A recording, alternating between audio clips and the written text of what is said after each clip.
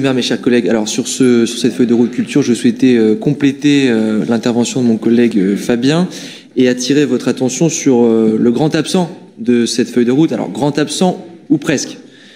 Pour le débusquer tant bien que mal, je vous donne tous collectivement rendez-vous en terre inconnue, ou plutôt en page 75, à l'engagement 3 de l'objectif 8, lui-même rangé au sein de l'ambition 3 de cette feuille de route.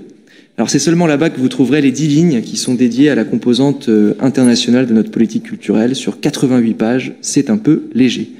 Alors vous l'avez compris, je regrette que dans cette ambition culturelle qui nous a été présentée, cette ambition se limite aux frontières de notre ville et ne prenne pratiquement pas en compte les apports internationaux pourtant cruciaux quand on aborde ces enjeux culturels.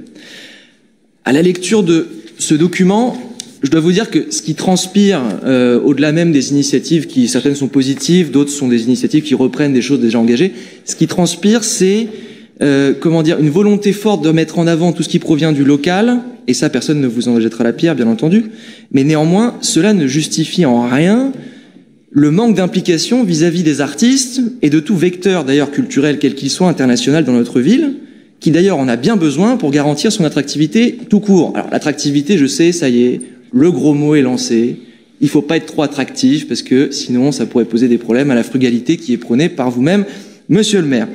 Je m'interroge donc quand même sur plusieurs points emblématiques et j'aimerais, je pense comme tous les Bordelaises et les Bordelais qui nous écoutent, avoir quelques réponses.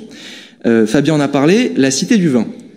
Elle est absente de ce document et pourtant c'est l'établissement qui rayonne le plus à l'international et fait partie intégrante de la ville de Bordeaux. Quid de la Cité du Vin? Quel rôle vous entendez lui donner dans cette politique culturelle? Deuxième point, et il est très lié au premier, les fêtes du vin qui ont lieu à Québec, à Hong Kong, et qui sont aussi de formidables vecteurs de l'influence culturelle de notre ville à l'international, quid, elles ne sont même pas présentes non plus. Alors, je me réjouis de voir sur un autre point que vous souhaitez associer davantage les jeunes aux anniversaires des jumelages de certaines villes, et c'est très positif. Pour autant, lorsque vous abordez ces jumelages dans la politique culturelle, on n'en sait pas davantage, et j'aurais aimé connaître, puisque ce n'est pas présent ni dans le PowerPoint, ni dans la feuille de route, qu'est-ce que vous comptez mettre vraiment dans cette communication et dans cette interface jeune qui pourrait y avoir avec les jumelages des villes en question.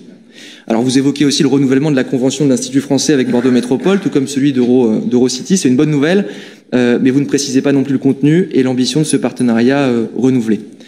Aucune mention aussi des cartes blanches à des artistes étrangers dans la saison culturelle. Qu'en est-il? J'aurais été preneur de quelques détails supplémentaires. Vous l'aurez compris, monsieur le maire, chers collègues, que les Bordelaises et les Bordelais attendent des éclaircissements, des approfondissements sur tous ces points qui sont assez révélateurs de l'écume culturelle dont cette feuille de route est le reflet. Monsieur le maire, Bordeaux mérite plus, mérite mieux, en tout cas mérite d'être une ville davantage ouverte sur le monde et sur les autres. À trop se regarder, se replier sur les initiatives locales, on appauvrit les inspirations et on se prive de dynamiques qui apparaissent sur d'autres continents. Je vous remercie.